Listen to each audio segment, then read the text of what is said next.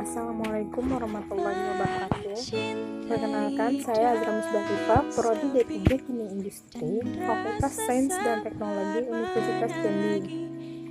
Di sini saya akan mempresentasikan hasil presentasi saya yang berjudul Sistem Daya Listrik. Daya listrik didefinisikan sebagai laju antara energi listrik dalam rangkaian listrik. Ketika umumnya daya dihasilkan di pabrik pengolahan minyak dan gas bumi, ukuran generator harus ditetapkan sesuai dengan perkiraan daya operasi yang dibutuhkan, ditentukan dengan perkiraan keseimbangan energi listrik dan filosofi generator cadangan.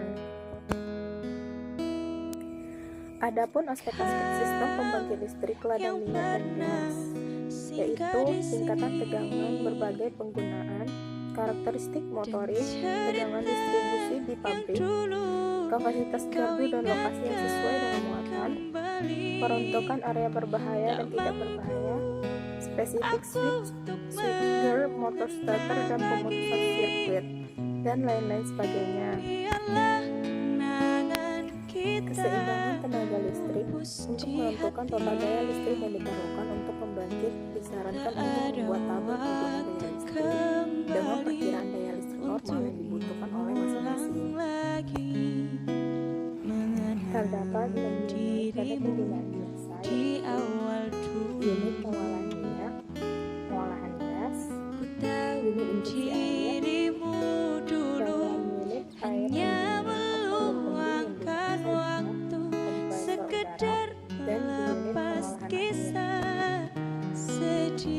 Adapun untuk penggunaan mengambil nilai daya listrik sebagai berikut, yaitu generator listrik, turbo kompresor dengan segel gas, turbo kompresor dengan segel minyak, kompresor digerak oleh motor listrik dengan segel gas, dan kompresor digerak oleh motor listrik dengan segel minyak.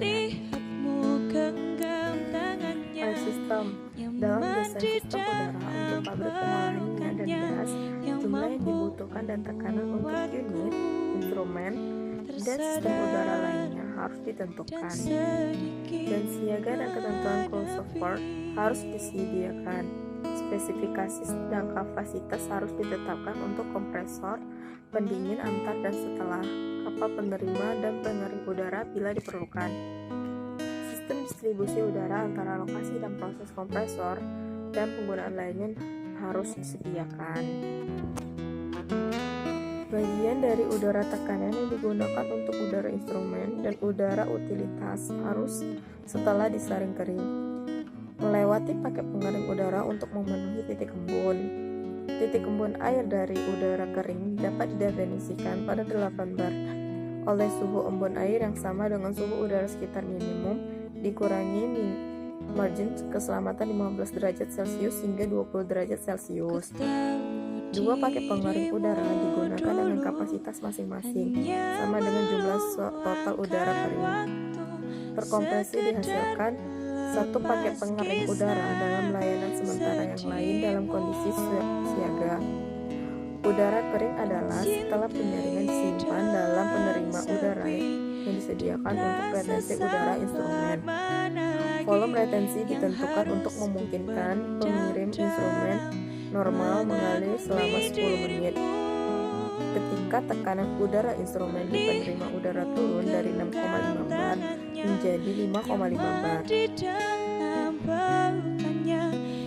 Paket kompresor udara. Setiap paket kompresor meliputi filter udara masuk dan peredam, antar pendingin dengan pemisah air interstate, aftercooler dengan pemisah air buangan, peredam keluaran, air pendingin atau sistem pendingin udara, pengemudi motor listrik atau motor diesel dengan sistem untuk mencegah kelebihan motor, panel kontrol dan instrumentasi, dan penutup akustik integral.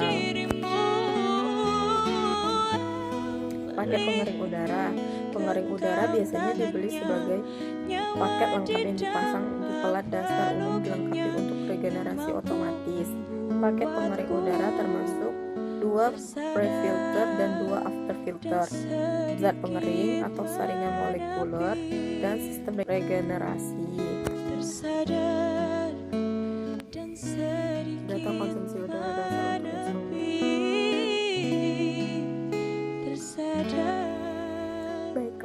Sekian dari hasil presentasi saya. Lebih dan kurangnya saya mohon maaf. Saya akhiri, wabillahi taufiq wal hidayah. Wassalamualaikum warahmatullahi wabarakatuh. Jangan lupa like and subscribe ya guys.